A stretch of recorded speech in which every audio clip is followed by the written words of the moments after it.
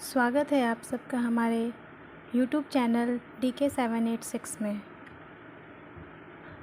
खुदाई में प्राप्त हुए अवशेषों से पता चलता है कि सिंधु घाटी सभ्यता के लोगों की सोच अत्यंत विकसित थी। वो लोग पक्की ईंटों के बने मकानों में रहते थे। तो चलिए आज हम बात करेंगे सिंधु घाटी सभ्यता के एक सबसे प्रमुख नगर मोहनजोदड़ो के बारे में। मोहनजोदड़ो का सिंधी भाषा में अर्थ है मृतकों का टीला। इसकी खोज रखाल दास बनर्जी ने 1921 ईस्वी में की। यह पाकिस्तान के सिंध प्रांत के लरकाना ज़िले में है। यह हड़प्पा से लगभग 400 मील की दूरी पर स्थित है। यहाँ पर खुदाई के समय बड़ी मात्रा में इमारतें, धातुओं की मूर्तियाँ और मुहरें आदि मिली हैं। पिछले 100 सालों में अब तक इस शहर के 1/3 भाग की ही खुदाई हो सकी है। इस शहर की सड़कें खुली और सीधी थीं और पानी की निकासी का एक बेहतरीन इंतज़ाम था, जो इससे पहले के इतिहास में नहीं मिलता है।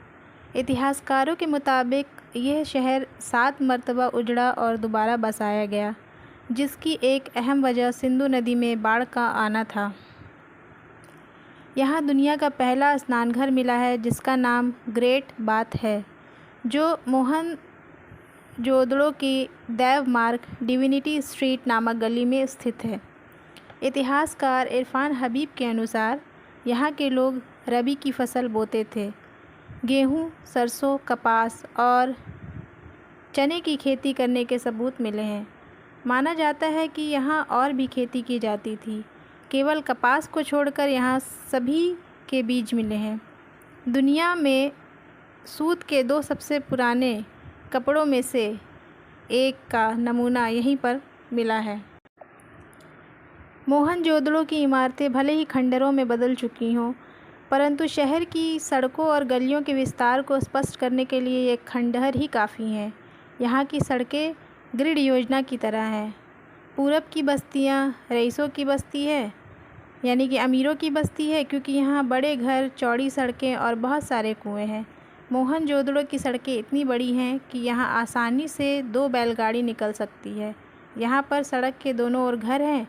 दिलचस्प बात यह है कि यहाँ सड़क की ओर केवल सभी घरों की पीठ दिखाई देती है, मतलब दरवाजे अंदर गलियों में हैं। वास्तव में स्वास्थ्य के प्रति मोहनजोदड़ो का शहर काबिले तारीफ़ है, क्योंकि हमसे इतने पिछड़े होने के बावजूद यहाँ की जो नगर नियोजन व्यवस्था है वो कमाल की है।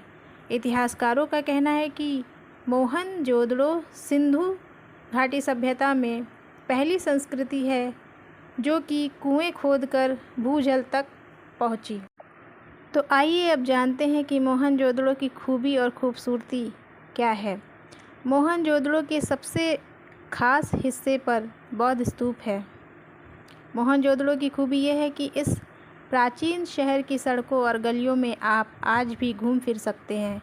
यहाँ की सभ्यता और संस्कृति का सामान भले ही अजायब घर की शोभा बढ़ा रहे हों, पर यह शहर जहाँ था आज भी वहीं है। यहाँ की दीवारें आज भी मजबूत हैं।